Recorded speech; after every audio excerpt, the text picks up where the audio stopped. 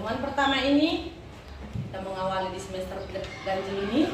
Ibu bersuka cita anak-anak ibu diantarkan Tuhan ke sini untuk menjadi bagian dari SMA Negeri 11 Medan. Sebelum lanjut lagi dalam materi hari ini, kita angkat lagu pujian. Tuhan tak pernah janji, langit selalu biru. 2, 3, ya. Tuhan tak pernah janji, langit selalu biru, tetapi Dia berjanji selalu menyertai.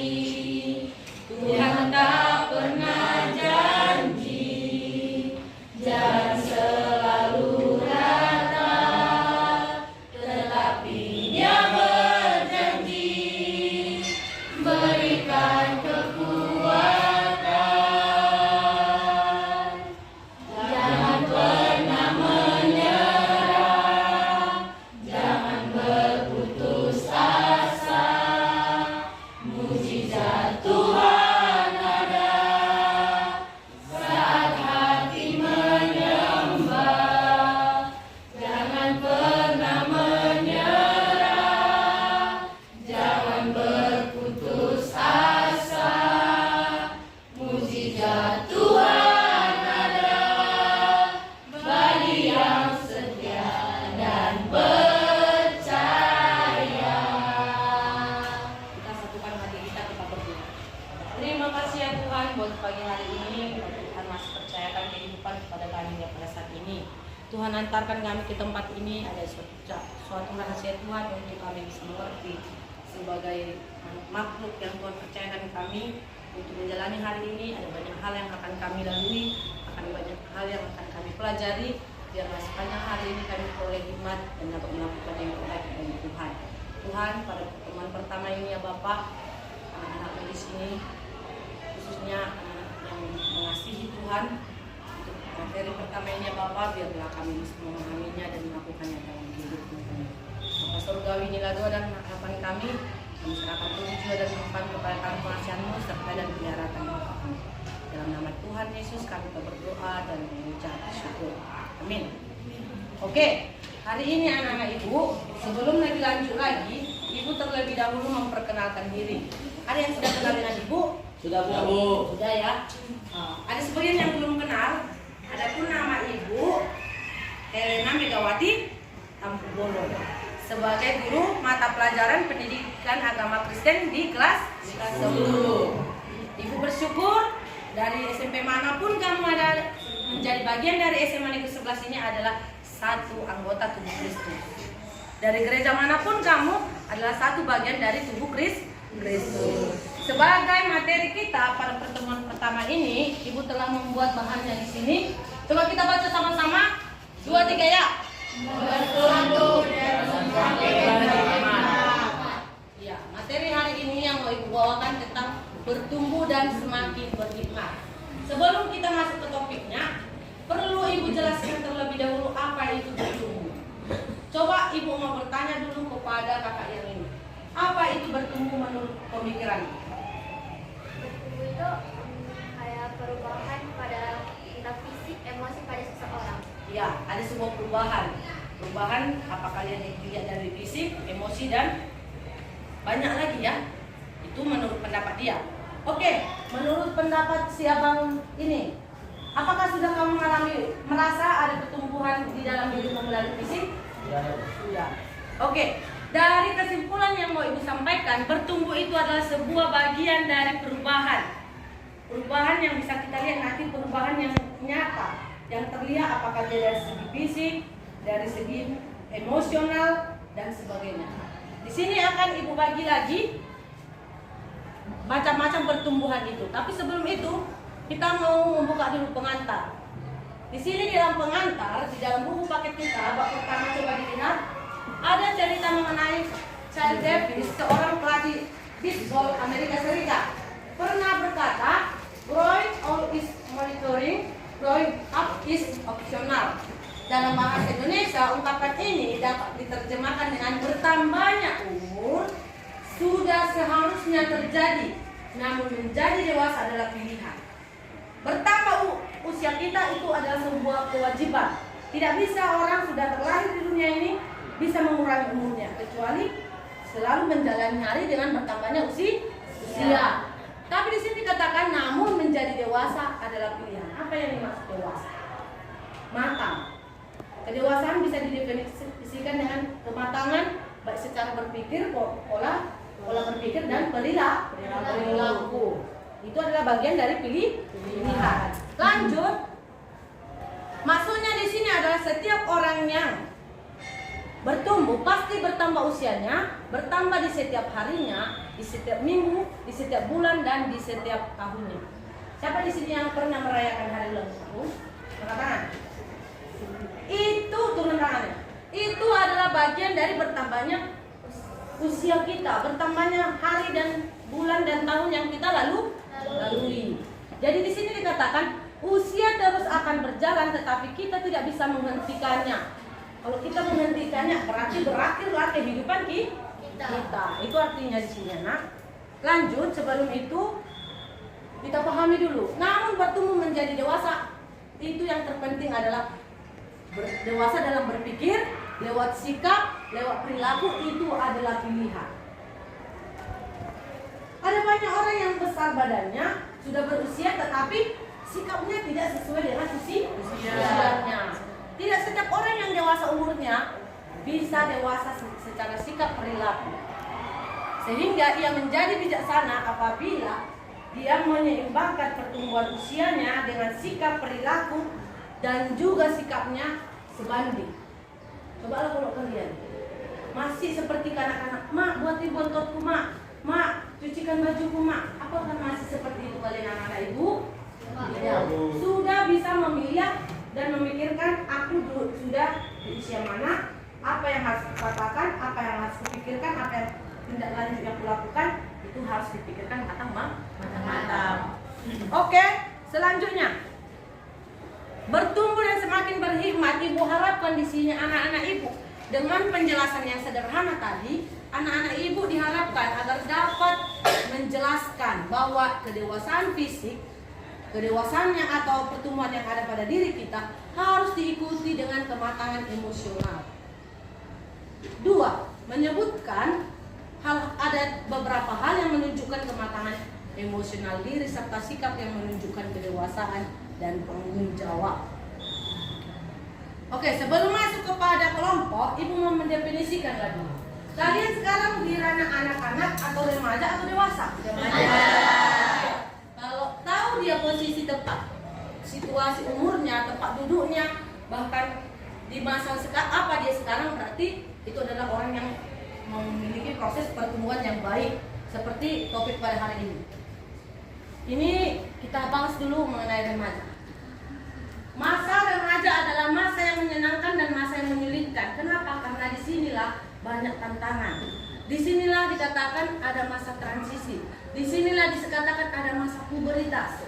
Semuanya itu adalah bagian dari pertumbuhan struktural manusia. Apa yang dimaksud dengan masa puberitas? Masa puberitas adalah masa peralihan dari masa kanak-kanak menuju dewasa. Atau masa ini adalah periode pertumbuhan pesat yang menandai berakhirnya masa anak-anak. Mak, suapin aku mak, itu masih kategori anak-anak. Lalu ketika itu sudah tidak lagi cocok untukku, maka diawalilah perubahan-perubahan dalam kematangan fisik dan seksual. Contohnya apa ini? Terjadi perbedaan fisik yang drastis dari anak-anak sampai remaja. Nanti kelompok 1 itu akan membahas pertumbuhan fisik. Jadi masa remaja juga adalah masa yang sangat berisiko. Kenapa ibu katakan masa yang berisiko? Aku ini, abang ini. Kenapa dikatakan masa remaja itu adalah masa yang sangat berisiko? Karena pemikirannya masih labil. Masih labil. Selain labil apa lagi nakku? Nggak bisa mengontrol emosi. Nggak bisa mengontrol emosi. Oke, anak ini Sifatnya juga masih belum teratur. sifatnya belum teratur. Kadang dia baik, kadang dia ganas, kadang dia suka-sukanya main menang sendiri. Iya, masa labil itu adalah masa yang belum pada konteks ketetapan kedewasaan. Sekarang anak ibu sudah bagi kelompoknya, sudah dibagikan di WA untuk duduk pada posisi kelompoknya sekarang, maka sekarang Ibu meminta kepada kelompok 1, coba diskusikan dulu apa itu pertumbuhan fisik untuk kelompok 1 dan kelompok 2, sejauh mana anak-anak Ibu memahami pertumbuhan sosial itu seperti apa. Coba kerjakan dulu. Dan yang kelompok 3, pertumbuhan sosial. Oke? Pertumbuhan sosial. Tolong dikerjakan dulu dalam durasi kira-kira 2 menit lah ya, karena bisa buka internet. Silakan.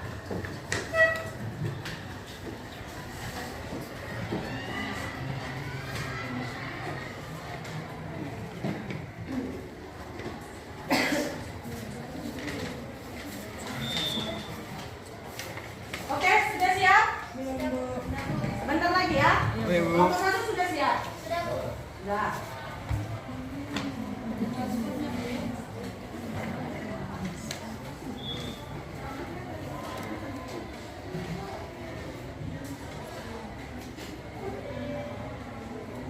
Ibu rasa dengan anggotanya masing-masing gampang mengerjakan apa itu pemahaman dari pertumbuhan fisik, pertumbuhan emosional atau mental, dan juga pertumbuhan sosial. Oke, sekarang Ibu meminta kepada anak-anak Ibu untuk menyampaikan hasil diskusi kelompoknya masing-masing. Oke, Ibu awali dari pertumbuhan yang pertama, itu pertumbuhan fisik. Tolong kelompok 1 mempresentasikan bahan atau penyimpulan dari hasil diskusinya. Kami dari kelompok 1 menyimpulkan hasil diskusi kami. Adapun saya Agnes Piletomani sebagai moderator dan anggota-anggota saya Salman, Ruth, Windy, Natania, Willy, dan Jordan. Di sini kami akan menyimpulkan aspek fisik jasmani adalah bertumbuh menjadi dewasa secara fisik adalah meliputi bertumbuhnya usia, berat badan, dan perubahan organ-organ yang lain termasuk organ seksual. Perubahan organ-organ seksual yaitu kemampuan berkembangnya organ-organ seksual atau ciri-ciri seksual yang semakin membedakan antara pria dan wanita. Dewasa secara fisik berarti seseorang mengalami pertumbuhan tinggi dan berat badan, bertambahnya usia dan perubahan organ-organ seksual manusia. Di sini pun kita dapat melihat pertumbuhan fisik eksternal dan internal. Adapun pertumbuhan faktor eksternal yaitu nutrisi, oksigen, cahaya matahari, air, dan suhu. Sedangkan pertumbuhan faktor internal adalah gen dan hormon. Demikian hasil diskusi kami. Oke, untuk kelompok 2, coba kelompok 2 menyimpulkan apa itu pertumbuhan mental atau emosional. Baik, kami dari kelompok 2 menyimpulkan hasil diskusi kami. Adapun saya sebagai moderator di Yudhistira dan anggota saya Dina, Kokom, Cynthia, Seina, dan hasil diskusi kami adalah bertumbuh secara emosional. Orang yang sudah bertumbuh secara emosional tidak akan lagi marah ataupun tersinggung di saat mendapatkan masukan orang lain. Justru dia akan sangat senang dan menerima masukan tersebut dengan senang hati dan tangan terbuka. Ada 5 tanda bahwa sudah bertumbuh secara emosional, yaitu tak lagi takut pada emosi negatif dan memanfaatkan pengalaman air masa lalu atau move. Baik, ya. Oke, sudah disimpulkan oleh kelompok 2. Lanjut ke kelompok 3, pertumbuhan secara sosial. Baik, kami dari kelompok 3 ingin menyimpulkan hasil diskusi kami. Saya sendiri sebagai moderator dan anggota kelompok diskusi yang lain yaitu Kezia, Juni, Leonardo, Rodearni, Johannes, dan Nicholas. Adapun arti dari atau definisi dewasa dalam aspek sosial yaitu seseorang mampu bersosialisasi dengan baik dan benar sehingga tercipta hubungan yang akrab. Kita bisa belajar dari Alkitab melalui kisah istri Lot yang menjadi tiang garam. Kisah ini mengajarkan kepada kita bagaimana Allah sungguh rindu untuk menyelamatkan umatnya dari kerusakan moral yang terjadi pada lingkungan sekitar, walaupun umatnya menikmati keadaan atau keberadaan di tempat atau lokasi seperti itu. Sekian dari kelompok 3, terima kasih. Oke, sebelum masuk ke sesi tanya jawab, Ibu tadi lupa menjelaskan bahwa pengertian usia remaja dibagi atas 2. Nanti biar kita paham ya. di mana kita berada pada saat ini. Usia menurut UNARSA, masa remaja awal itu usia 13 sampai 16 tahun, masa remaja akhir usia 16 atau 17 sampai 18 tahun. Di mana kita sekarang anak ibu? Remaja awal. Karena kita sudah posisi di remaja awal, sudah banyak perubahan-perubahan yang kita sadari terjadi pada diri kita. Antara lain, kelompok 1 tadi sudah menyimpulkan apa-apa saja yang terjadi dengan adanya pertumbuhan fisik. Kelompok 2 juga sudah menyimpulkan apa-apa aja yang sudah cakupan bagian dari pertumbuhan mental atau emosional. Dan yang terakhir, pertumbuhan sosial. Oke, saat ini anak-anak itu kita sudah saling mendengar bagian dari kelompok masing-masing. Untuk itu, Ibu berharap ada pertanyaan timbal balik dari setiap anggota kelompok ke kelompok yang lain, supaya diskusi ini membuahkan pengertian yang lebih baik lagi. Untuk itu, Ibu kasih waktu sesi tanya jawab. Adakah kelompok yang menanyakan tentang pertanyaan dari judul yang kelompok lain mau lebih jelas lagi dijelaskan? Saya Bu. Oke. Si kelompok 1. Kelompok 1 bidang pengasuhan. Saya ingin bertanya kepada kelompok 3. Coba kelompok Anda simpulkan aplikasi pertumbuhan sosial di sekolah seperti apa? Terima kasih. Coba Anda simpulkan. Simpulkan aplikasi pertumbuhan sosial di sekolah seperti apa? Oke. Bagaimana sebenarnya pertumbuhan sosial itu di praktek nyata di sekolah, di SMA Negeri 11 Medan yang kita cinta ini? Oke. Adakah dari kelompok 3 yang sudah bisa menjawab? Oke, silakan. Kami dari kelompok 3, yakni saya Johannes Alfred Baho, akan menjawab pertanyaan dari kelompok 1, yakni aplikasi bertumbuh sosial di dalam lingkungan sekolah antara lain menjaga kebersihan di lingkungan sekolah, saling membantu antara sesama, merundingkan satu masalah secara bersama-sama, saling menghargai perbedaan agama atau gender di lingkungan sekolah, belajar mencari identitas diri dari sahabat. Terima kasih. Bagaimana kelompok 1? Apakah sudah memahami jawaban dari kelompok 3? Tidak Bu. Berterima? Berterima Bu. Oke, ada lagi pertanyaan? Oke, lanjut. Saya dari kelompok 3, nama saya Hidja Manurung. Saya mau bertanya kepada kelompok 2. Coba kelompok Anda sebutkan ciri-ciri manusia yang bertumbuh emosional. Ciri-ciri manusia yang bertumbuh secara emosional. Wih, semangat kali ya, langsung sudah tahu dia jawabannya. Silakan. Baik, saya Sena Jandroto dari kelompok 2 ingin menjawab pertanyaan dari kelompok 3, yaitu ciri-ciri bertumbuh secara emosi antara lain. Tidak mudah meledak emosinya di hadapan orang lain, bisa menghormati segala bentuk perbedaan pendapat, tidak mudah terganggu pada komentar negatif yang diarahkan kepadamu, berani bertanggung jawab, menerima keadaan diri sendiri, serta tidak suka mengeluh. Terima kasih. Bagaimana kelompok 3? Ibu mau bertanya lagi. Dari poin itu manalah yang pernah udah yang menanya tadi, siapa namanya Kak? Hijia. Yang poin mana yang pernah udah terjadi pada diri? Oh, benar ya, tidak gampang terpancing emosinya apabila ada sesuatu tantangan, kritikan, bully, bisa mengontrol. Nanti boleh dibahas lagi, lebih lanjut lagi membahas sejauh mana pertumbuhan secara emosi. Ada lagi pertanyaan yang untuk yang ketiga? Oke, lanjut. Saya dari kelompok 2, nama saya Dina, mau bertanya ke kelompok 1. Pertanyaannya, coba kelompokmu sebutkan faktor-faktor yang mendukung pertumbuhan fisik. Baik, saya akan menjawab pertanyaan dari kelompok 2. Nama saya Natania Silaban. Jadi saya akan menjawab pertanyaan kalian tentang faktor pertumbuhan secara fisik. Pertama itu ada faktor eksternal dan faktor internal. Faktor eksternalnya itu dipengaruhi oleh nutrisi, oksigen, cahaya matahari, air, dan suhu. Sedangkan faktor pertumbuhan fisik secara internal itu terjadi karena dipengaruhi oleh gen dan hormon. Coba faktor hereditas atau gen itu apa itu kelompok 1? Jadi faktor internal yang gen itu dia dari keturunan. Iya, benar ya. Yang diwariskan dari gen orang tua kita. Jadi kalau ibu pendek orangnya, ayah ibu memang kayak gini badannya. Udah.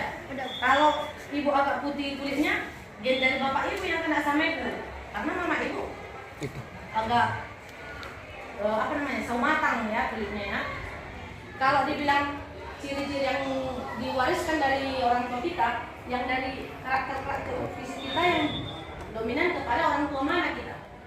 Kalian sudah paham itu maksudnya kan? Sudah tahu. Seperti itu tadi, tinggi badan, warna kulit, cara bicara, itu semua diwariskan dari orang tua. Selain daripada itu juga ada faktor eksternal dari luar.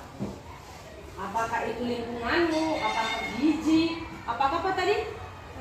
Cahaya matahari. Cahaya, banyak ya faktor dari luar yang membuat perkembangan tubuh kita itu bersinergi dengan baik. Oke, ada lagi pertanyaan?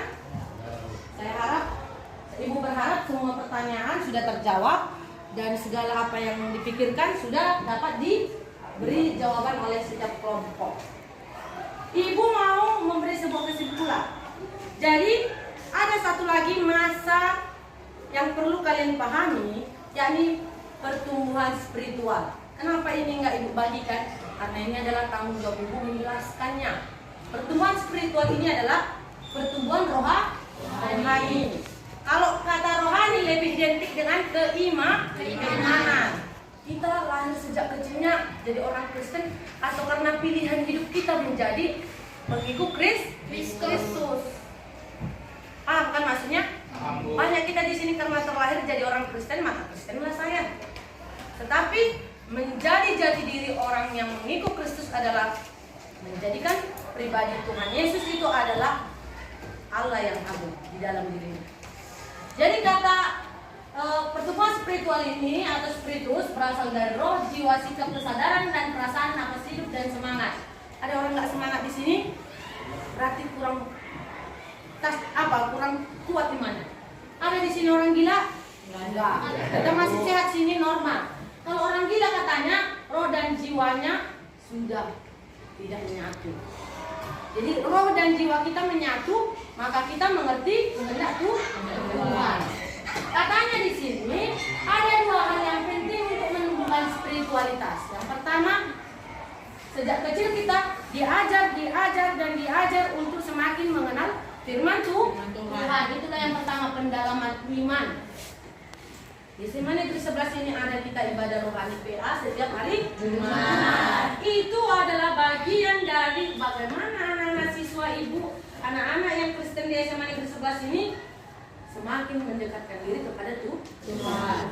Yang kedua, dengan adanya pendalaman itu dapat menumbuhkan inspirasi dan motivasi dalam bekerja dan bermasyarakat serta ada di lingkungan sekolah.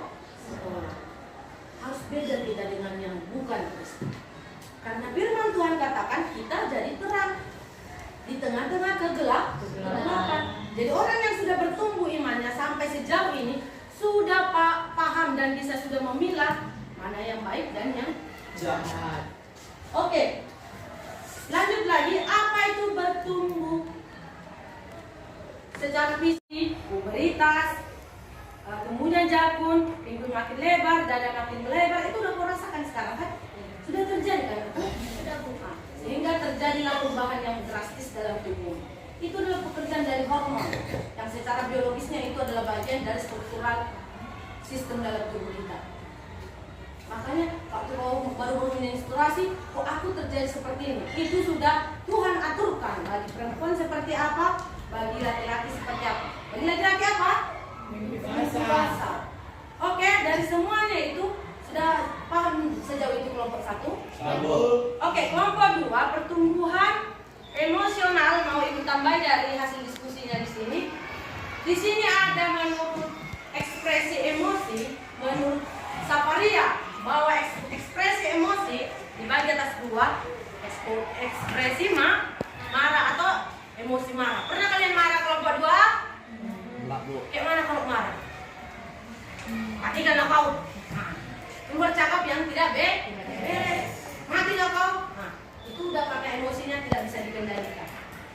Ciri-ciri dari emosi marah, wajahnya merah, napasnya menjadi sesak, otot-ototnya tangannya menegang dan energi tubuhnya memuncak. Maka ada orang kalau marah langsung main tangan. Yang kedua, emosi takut menurut Saparia, ciri-cirinya mukanya menjadi pucat, jantungnya berdebar-debar. Disuruh pengen kan, hafal dulu 10 Taurat dan artinya ke depan. Sebelum disuruh pun dia udah keringat dingin dia di tempat dulu. Apalah nanti ya, giliran pula nanti ya katanya. Itu karena dia takut. Ibu mau menambahi lagi dari hasil diskusi kelompok 2 yang menambahi lagi, menurut Ekman ada 3 macam emosi yang dialami manusia secara normal, yaitu ada masking, modulation, simulation. Masking ini adalah keadaan seseorang dapat menyembunyikan. Udah sakit kau boleh? Enggak. Sakit hati kau dengan kata-kata dia? Enggak. Dia hanya bisa memilih. Aku nggak usah menunjukkan rasa marahku. Dapat meredam, dapat menyembunyikan dan menutupi emosi. Seperti contoh yang saya katakan tadi. Yang kedua, modulation adalah seseorang dapat mengurangi emosi yang dialaminya. Udahlah, gak usah aku marah sama dia. Udah, biar aja Tuhan. Padahal udah sakit kali sebenarnya hatinya. Tenang aku, tenang, yuk tenang. Jangan balas. Itu dalam hati. Beda lagi dengan simulation. Ini sosok berlagak marah dia, padahal nggak ada masalah dengan dia. Sosok memancing-mancing masalah dia. Nah inilah yang siapa yang suka kayak gini? Ada yang suka kayak gini? Oh, puji Tuhan ya. Orang tidak mengalami emosi, tapi seolah-olah mengalami emosi. Sepanggaron lah itu. Ya kan, orang Batak bilang kan? Oke, yang ibu tanyakan dulu dari kelompok 2. Aku coba dulu si abang ini. Abang, kau bagian mana yang kau sering kau lakukan? Dari ketiga itu sayang. Apakah kau menjadi karakter dari emosimu masking? Apakah kamu karakter modulation atau simulation? Modulation. Berarti kamu masih bisa mengurangi ya. Biarpun kau diejek, kau kayak gini, kau kayak gini. Udah, gak usah dibalas. Tuhan yang balaskan. Pura-pura atau memang berusaha? Berusaha. Oke, yang ibu mau tambahin lagi dari presentasi dari diskusi kelompok 3. Apa tadi? Sosial. Firman Tuhan di dalam Kejadian pasal 2 di situ dijelaskan, ketika Allah menciptakan Adam seorang diri, adakah kawannya? Tidak. Dia seorang diri, nakku. Bayangkan dulu kau seorang diri di sebuah tempat, apakah merasa bahagia kamu? Tidak. Maka firman Tuhan di pasal 2 katakan, tidak baik kalau seorang manusia itu seorang diri. Maka baiklah kita menjadikan seorang penolong yang sepadan dengan dia. Itulah penambahan yang mau ibu sampaikan pada materi hari ini. Untuk itu ibu berharap anak-anak ibu di sini paham dengan materi ini. Ada pertanyaan lagi? Ada, Bu. Karena waktu sudah selesai, mari kita berdoa. Terima kasih Tuhan Yesus buat pertemuan ini. Kami sungguh sangat bersyukur kami bisa berdiskusi mengenai pemahaman dan pertumbuhan fisik, pertumbuhan mental atau emosional, dan juga pertumbuhan sosial serta spiritual. Anak-anakmu dengan penuh hikmat bisa menyimpulkan dan memberikan pemahaman masing-masing setiap kelompok dengan baik. Tuhan, untuk pertemuan selanjutnya kami serahkan ke dalam tangan pengasihan-Mu, dalam Engkau yang bekerja di dalam hidup kami sepanjang hari ini. Dalam nama Tuhan Yesus Kristus kami berdoa dan mengucap syukur. Amin.